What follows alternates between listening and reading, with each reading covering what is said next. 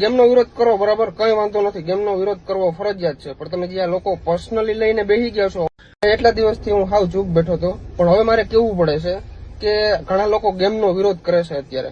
તો જય દ્વારકાધીશ બધા મિત્રોને, બસ ખાલી એટલું જ કહેવા માંગુ છું. કા ભરતભાઈ વહી ગઈ ને તમારી આઈડી? કારણ કે મારે 1,01,000 ફોલોવર્સ છે અને મિલિયન્સ માં તો વ્યૂ આવી જાય છે.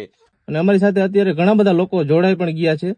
હમણાં છેલ્લા ઘણા દિવસોથી તમે જોતા સોશિયલ મીડિયામાં અમે બધા ઓનલાઈન ગેમનો વિરોધ કરી રહ્યા છીએ.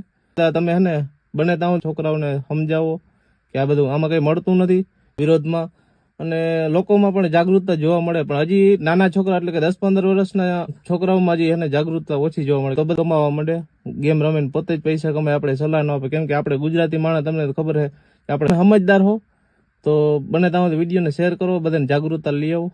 જો મળતું હોય તો એ આપણે સલાહ ન આપે. ખુદ ખેતરમાં હું વાવું ને એ આપણે પાડોઈને કહેતા ના ઘરે વાવી જાય. તો એટલે તમે સમજી ગયા ભાઈ, સમજી ગયા કે સિંહ ને પાંજરે પૂરો હોય ને તો પિંજરામાં પેલા બકરી રાખવી પડે. શું રાખવું પડે? બકરી. પ્રદૂષણ ફેલાવતા હોય ને તો 2-2 લાખ 3-3 લાખ વ્યૂ 24 કલાકમાં ના આવી જાય. સમજ રહ્યો? એવું બધું સમાજ સેવક નું કામ કરવું હોય તો ઘરેથી ચાલુ કર ને ભાઈ. આ ઝીણકી દુકાન નાખીને એકાદો આઈફોન લઈ દે, એકાદી ગેમ ડાઉનલોડ કરાવી દે, બેઠા બેઠા પૈસા કમાય. તમે એ જ કરો છો ને, આઈફોન ને ગીવે ને બાયડી વતાઈને ફોલોવર ભેગા કર્યા, ગેમિંગ પ્રમોશન કરીને એને પૈસા ભેગા કર્યા. કા ભરતભાઈ વહી ગઈ ને તમારી આઈડી? મિત્રો બાયું વતાઈને બિચારા ફોલોવર ભેગા કરતા બહુ અઘરું આનું સ્ટ્રગલ છે. હા મિત્રો, ભરતની આઈડી વહી ગઈ અને આખીરમાં શું થયું? એના 3 વર્ષ બાયડી વતાવેલી મહેનત વહી ગઈ. નબળા કા ભ્યુ? આ ગેમિંગ એપ્લિકેશનોના પ્રમોશન કરીને તને પરિણામ તો તને મળી રહ્યું ને. હવે કુઈટ મંજીરા કા તો પાછી બાઈને વતાવવાનું ચાલુ કર. બીતે જોઈ લીધું ને, આ તારા અભિમાને તારી આઈડી ખોઈ છે અને નાના ક્રિએટરની બેજતી કરીને એમની તરફથી જે આખા ગુજરાત તરફનો તારો વિરોધ થયો ને, એ મિત્ર નબળા ને કઈ. અને મિલિયન્સ માં તો વ્યૂ આવી જાય છે. ઉપર વ્યૂ જતા હોય ને એને ક્રિએટર કહેવાય. લાખ ઉપર ફોલોવર હોય ને એને ક્રિએટર કહેવાય. ઓ ભાઈ, હું તો કાયદેસર નો ક્રિએટર છું, કારણ કે મારે 1,01,000 ફોલોવર્સ છે. પણ આ ભાઈ શું કે છે એ તમે જુઓ. ક્રિએટર તો પેદા થાય અને એ જયારે પેદા થાય ને ત્યારે 1 લાખ ફોલોવર લઈને પેદા થાય. એટલે આ ભાઈ એવું કેવા માંગે છે કે ક્રિએટર ક્યારે બની ના શકાય અને 1 લાખ ફોલોવર સિવાય કોઈ દી કોઈ ક્રિએટર ના બને. આ ફુગા ફોડવામાં ક્યારેક કોકનો મગજનો બાટલો ના ફાટે, ધ્યાન રાખજો. ચકલા કોઈ દી બાજ ના બને. મારા ભાઈ આટલું અભિમાન હારું નહીં. તમે ભાઈ રેવા દો. મારી પબ્લિક કેટલી હાર્ડ છે એ મને ખુદ ને નથી ખબર. મને આજે આ ઓલા બીજા ક્રિએટરો ગાંડો લેખે છે. બોલો, લાખ ઉપર વ્યૂ જતા હોય ને એને ક્રિએટર કહેવાય. લાખ ઉપર ફોલોવર હોય ને એને ક્રિએટર.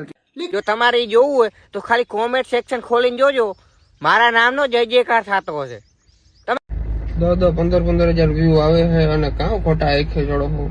અમારે ખાલી 100 વ્યૂ આવે ને તો એમને એમ જ થાય કે અમારે લાખ વ્યૂ આવ્યા. કેમ કે અમે થાય છે કે અમારે 1000 જ વ્યૂ આવે છે, બરોબર. 1000 આવે, 10,000 આવે, ભલે ગમે એટલા આવે, બરોબર. અમે જેટલા કમાણા ને પોતાના દમ ઉપર કમાણા છે. બાકી જે નાના ક્રિએટરો રહ્યા ને એ તમને ઉપર લઈ ગયા છે. તમારી ગોડે છે ને આ ગેમનું પ્રમોશન કરીને કે ગીવ અવે ખોટા કરીને અમે તમારી ગોડે ફોલોવર નથી કમાણા.